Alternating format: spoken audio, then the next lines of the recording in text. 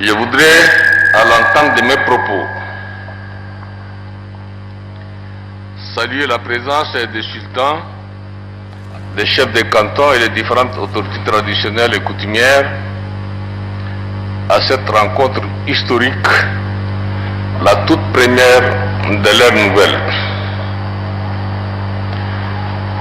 À travers cette forte présence, les autorités traditionnelles et coutumières démontrent leur engagement à jouer pleinement leur rôle et combien important dans la vie de la nation. Je voudrais à cet égard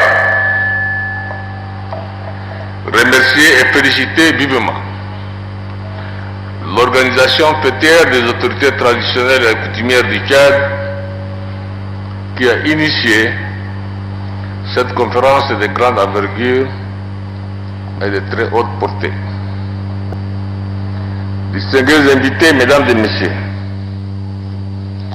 permettez-moi d'exprimer ma totale adhésion aux objectifs de cette conférence des autorités traditionnelles et coutumières qui intervient tout juste 5 mois après la promulgation de la nouvelle loi fondamentale. Comme nous le savons tous, le Forum national inclusif qui a posé le jalon de la 4e République a investi les autorités traditionnelles d'une mission renforcée en instituant une structure qui leur accorde une place de choix dans la nouvelle République.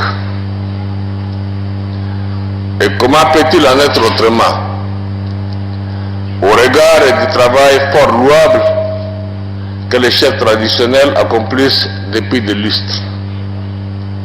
Chacun de nous est marqué par le rôle primordial que jouent les sultans, les chefs de canton et l'ensemble des autorités traditionnelles dans le maintien de l'harmonie communautaire et le renforcement de la cohésion sociale.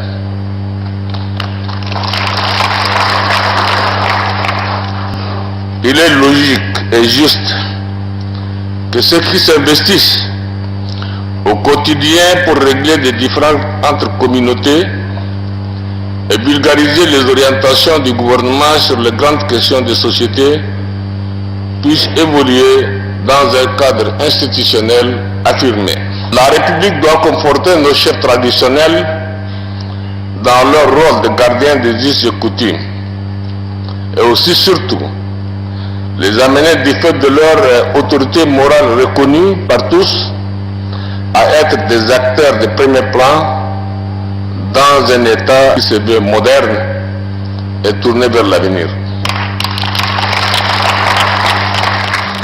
Messieurs les chefs traditionnels et coutumiers, avec la mise en place prochaine du Haut Conseil des collectivités autonomes et des chefferies traditionnelles, vous serez au centre des grandes décisions qui engagent la destinée de notre pays. Il s'agit à l'évidence d'une immense charge qui en appelle à plus de responsabilité, de conscience et de devoir.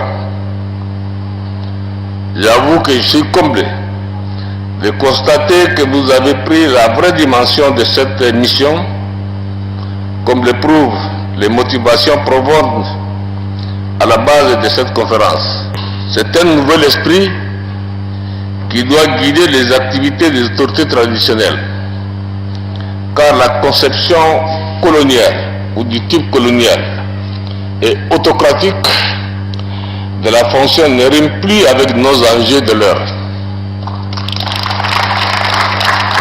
Les chefs traditionnels doivent être des acteurs de développement à la base et non de simples assistants de l'administration. De même, l'adoption d'une charte d'éthique et de bonne conduite qui préoccupe l'association des autorités traditionnelles et coutumières du Tchad est une initiative courageuse et hautement appréciable. Vous devez également vous investir davantage dans le renforcement de la cohésion nationale. À cet égard, votre implication active et désintéressée est attendue dans la prévention de la résolution des conflits qu'on appelle agriculteurs-éleveurs qui nous causent tant de préjudices.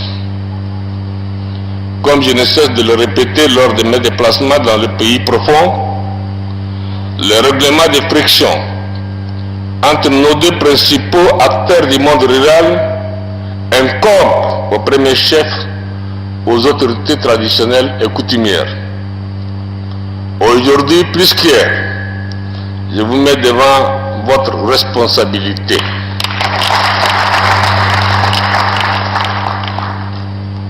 Le gouvernement veillera de son côté en créant les conditions nécessaires qui vous permettent d'assumer pleinement vos missions. C'est d'ailleurs dans cette optique que vos allocations mensuelles ont été valorisées. Il faut y croire. Je ne vais plus entendre parler, s'il vous plaît, mort d'homme, agriculteurs, éleveurs. Il y a de la politique. Autrement dit, les chefs traditionnels ne doivent pas se donner à cet en fait, disons, à ce grain, je dirais, aussi petit que ça soit, mais qui fait couler le sang des Tchadiens. Vous êtes responsable des agriculteurs et des éleveurs, où que vous soyez. Vous devez jouer pleinement votre rôle. À vous d'empêcher que le sang ne coule plus entre les éleveurs et les agriculteurs.